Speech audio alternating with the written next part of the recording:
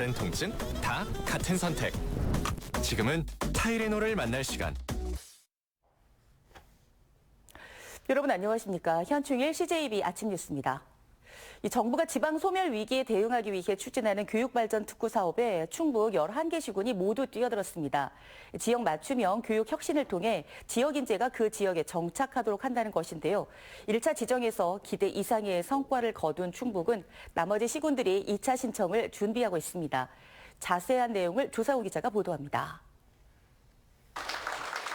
윤건영 교육감과 이범석 청주시장, 이재영 증평군수, 정영철 영동군수, 이해옥 단양부군수가 교육발전 특구 2차 공모를 교육부에 신청하기 위해 업무 협약을 맺었습니다.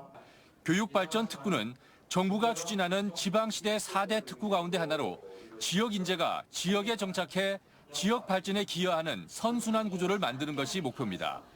교육부가 연간 30억 원과 규제 해소라는 당근을 제시하자 지역마다 교육청과 지자체, 대학과 기업체 간 협력이 잇따르고 있습니다. 교육을 매개체로 지방이 발전하고 또 우리가 걱정하는 지역 소멸을 막는 충북 온마을 배움터 정책을 확장하여 이 사업을 추진해야 하겠습니다. 우리 지역에 있는 많은 자원을 활용해서 창의적인 문화예술 인재를 양성을 추진하고자 합니다. 지난 2월에 발표된 1차 공모에선 전국 40건 가운데 31건이 시범지역으로 지정됐습니다. 충북은 충주와 진천 음성, 괴산군, 제천시, 옥천군 등 6개 시군 5건이 지정됐는데 특히 충주는 기업 맞춤형 인재 양성 트랙과 진천 음성은 공동교육, 늘봄 체계 구축을 내세워 선도 지역에 지정됐습니다. 이들 지역은 현재 세부 추진 계획을 수립하고 있습니다. 도내 지자체가 모두 교육발전 특구에 나선 것은 지역의 실정에 맞는 교육 체계를 디자인하는 것이 정주 여건 개선의 핵심 요소라는 판단 때문입니다.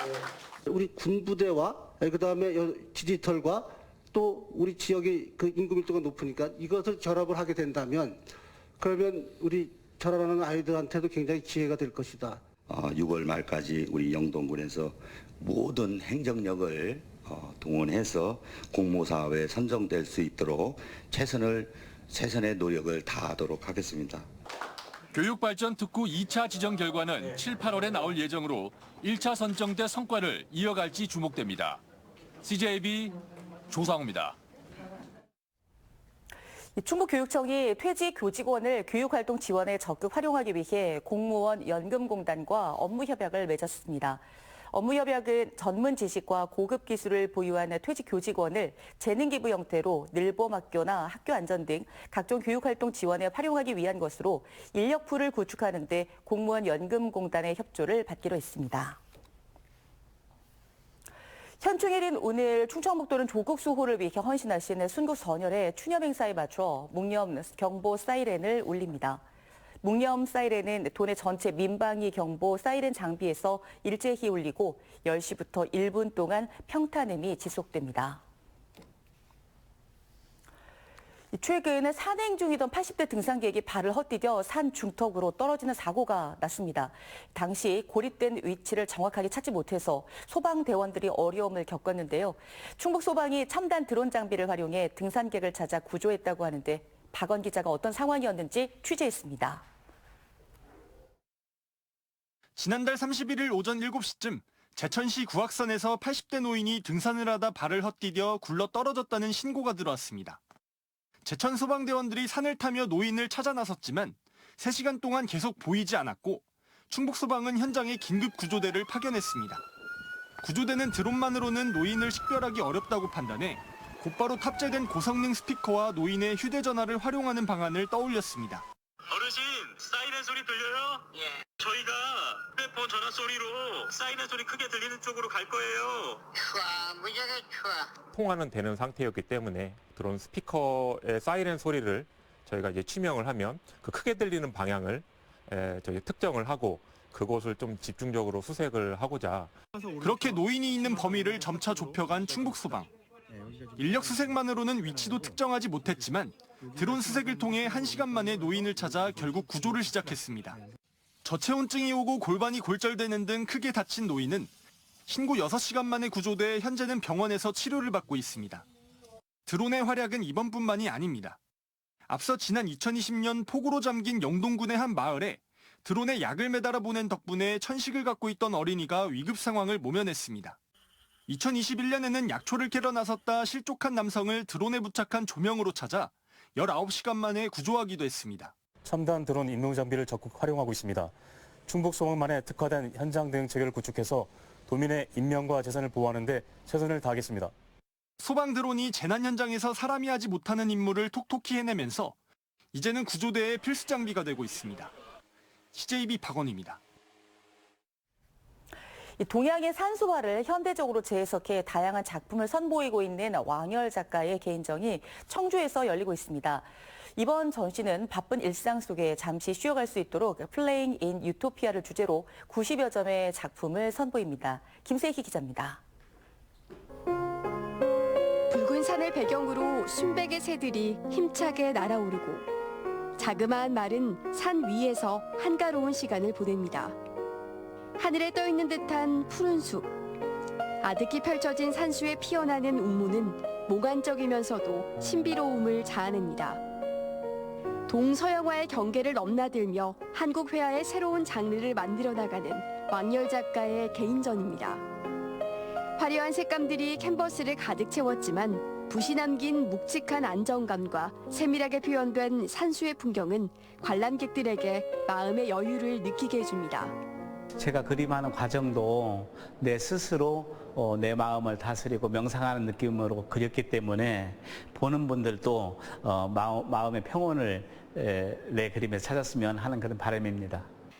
이번 전시의 주제는 플레잉 인 유토피아.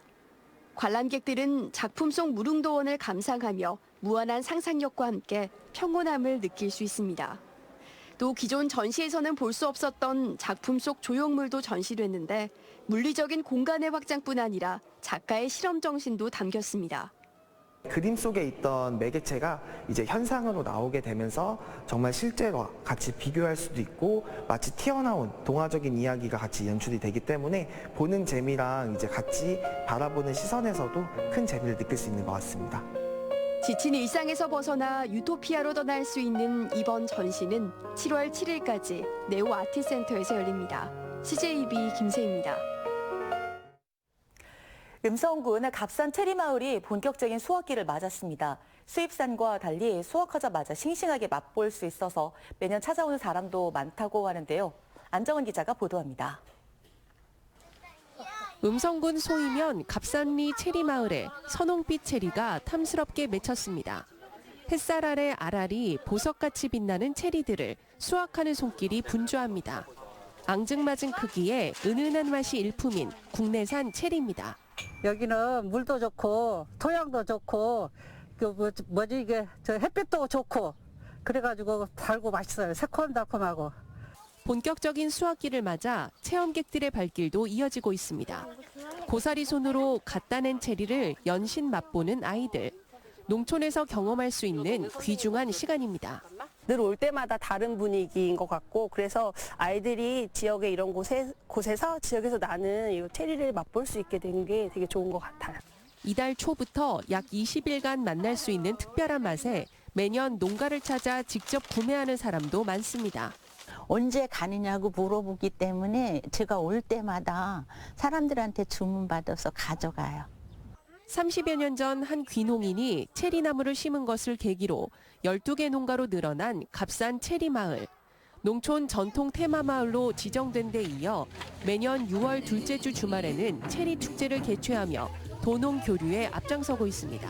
체리씨 멀리 뵙기, 흐르는 물 체리 짓기 등 여러 가지 행사, 게임과 행사도 진행하고 있으니까 많이 참여해서 즐겨주시기 바랍니다. 올해 11번째를 맞는 갑산 체리마을 축제는 이번 주 토요일과 일요일 음성군 갑산 체리마을 일원에서 만날 수 있습니다. CJB 안정은입니다. 제천 단양에서 재선에 성공한 국민의힘 엄태영 의원이 22대 국회 첫 법안으로 청년처 신설을 발의했습니다. 개정안은 국무총리실 소속의 청년처를 신설해 정부 각 부처에 산재한 청년 정책을 통합하자는 안입니다. 엄 의원은 22대 총선에서 당이 공약한 특정 부처 산하의 청년청은 범위와 권한이 한정적이어서 이를 더 확대한 국무총리실 소속 청년처를 신설하는 것이 합리적이라고 밝혔습니다. 오송 지하차도 참사 관련 수사를 이어가고 있는 청주지검이 지난주 금요일 열린 시공사 현장 소장과 감리단장에 대한 1심 판결에 불복해 항소했습니다. 검찰은 구형한 대로 1심에서 각각 징역 7년 6개월과 6년이 선고됐지만 참사 1년 전인 지난 2022년에 이루어진 임시제방 철거는 사고와 인과관계가 인정되지 않는 등 일부 요소는 법리상 바로잡을 필요가 있다고 판단해 항소했다고 설명했습니다. 한편 현장 소장과 감리단장도 중형이 선고된 것에 대해 양형이 무겁다며 법원에 항소장을 제출했습니다. 충주시가 지난해 겨울부터 과수화상병 반제에 12억 원을 투입했지만 피해 면적은 오히려 증가한 것으로 나타났습니다. 어제 낮 12시 기준 충주 지역 내의 과수화상병 발생 농가는 24곳, 피해 면적은 7.23헥타르로 지난해 같은 기간 6.26헥타르보다 15%나 증가했습니다. 한편 지난해 충북 도내에서 발생한 과수화상병 90건 가운데 56건은 충주에서 발생했습니다. CJB 아침 종합 뉴스를 모두 마치겠습니다. 고맙습니다.